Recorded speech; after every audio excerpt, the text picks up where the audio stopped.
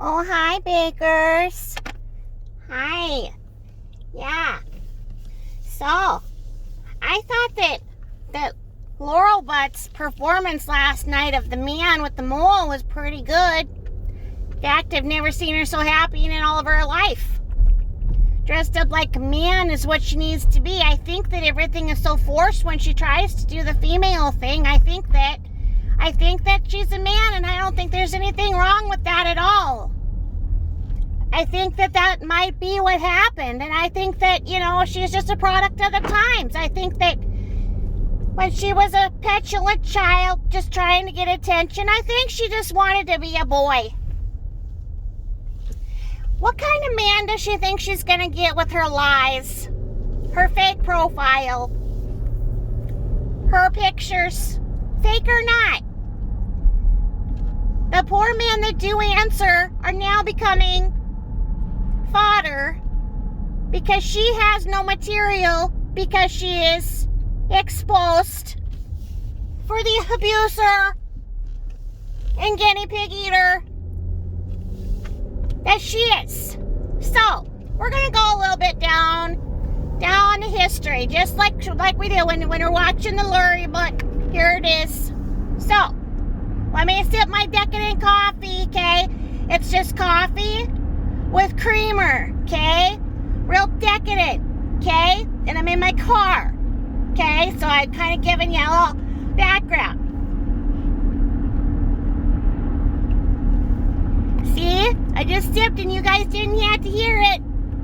It's possible. So, way back when fate hit and Lil Carol met Alan Langer. Alan Langer was boisterous, big personality, wanted to be an actor. Tragically, his life was cut short by the MS. He had a lot of pain. Before it was diagnosed as the MS, there was a lot of confusion, a lot of tests, a lot of unhappiness, depression. Took years to get the diagnosis. But Laurel Butt didn't like it that Daddy was getting attention. She wanted the attention. Well, I'm alive. Pardon me. There's sometimes when I think about her as a child, I kind of gag. Because the way that she makes it seem like she was a Shirley Temple, but she surely was not. No, not at all. Large, loud, petulant child.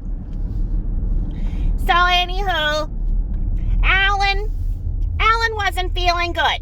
Alan didn't feel good at all. Alan was tired. He had pain. He couldn't do the things he wanted to do, and he was getting depressed. Carol couldn't support him because she had to be there for every single thing. Every time they tried to have a conversation, anytime, at the dinner table, anywhere, Laurel Butt would start kicking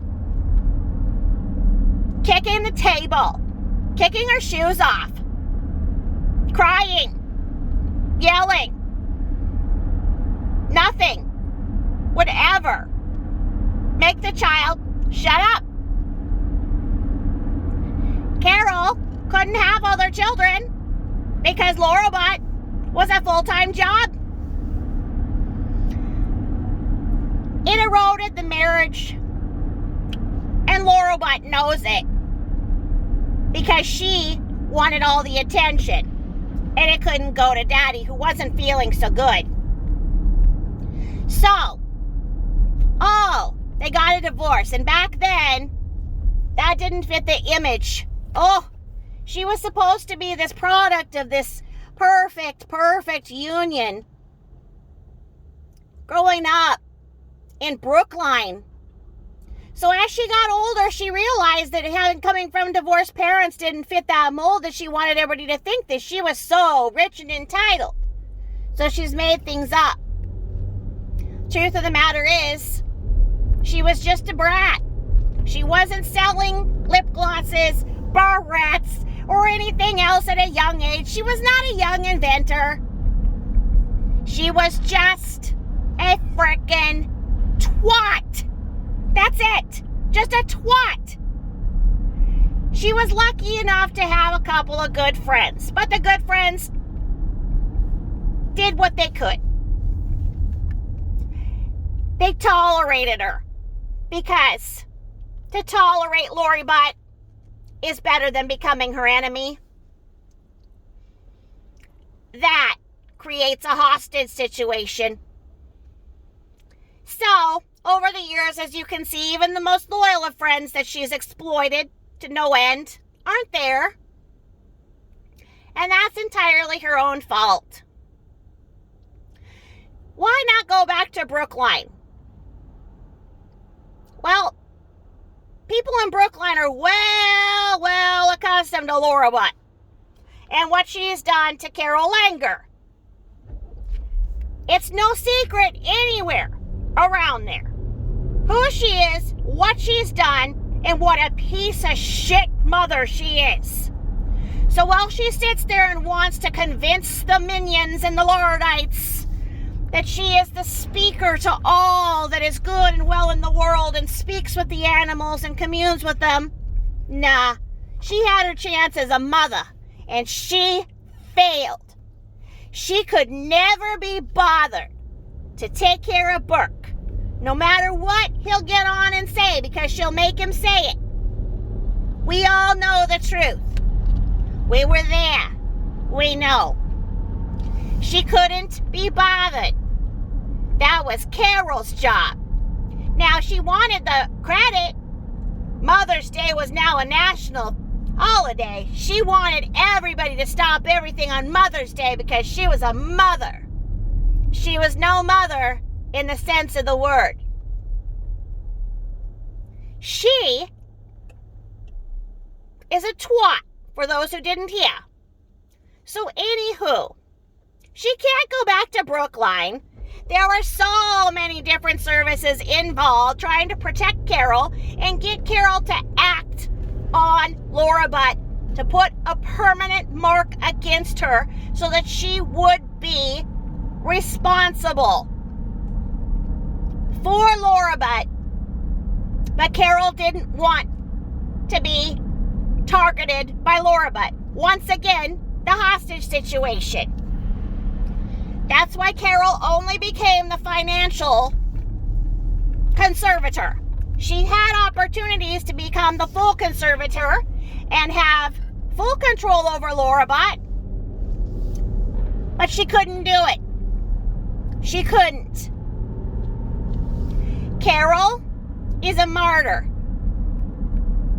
She dedicated her life to trying to make something, someone, something happy that can't be.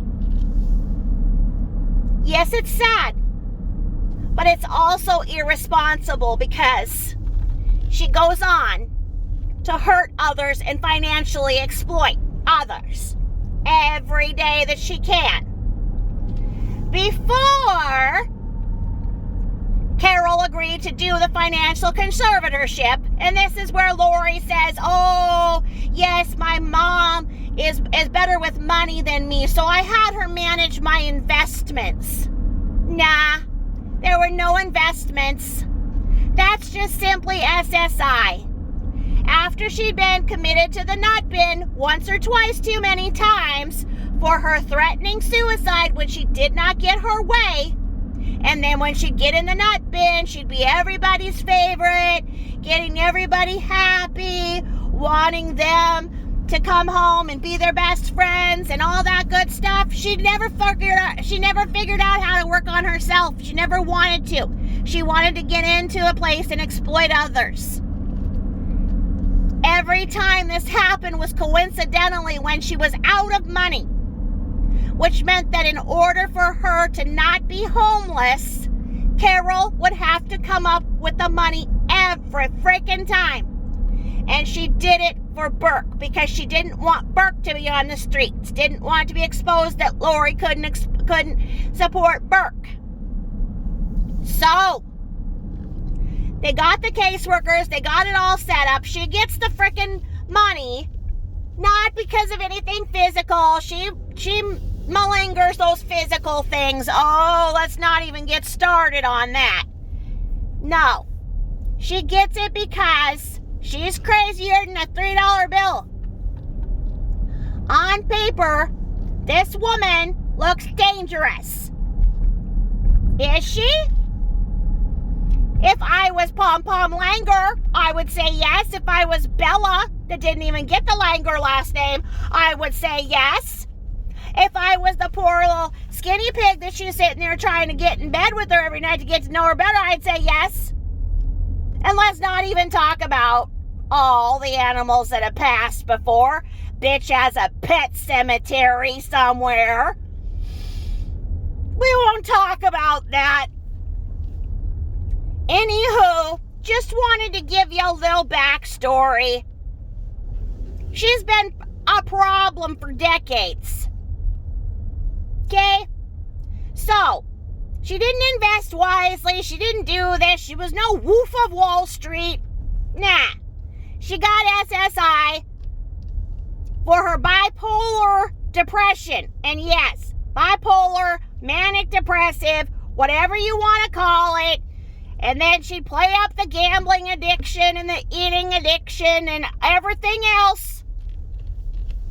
When she was on the bipolar face, on the manic face, and the depressive face knew no bounds. So that's a little bit of history in Lori Butt. Ta-ta now, bakers.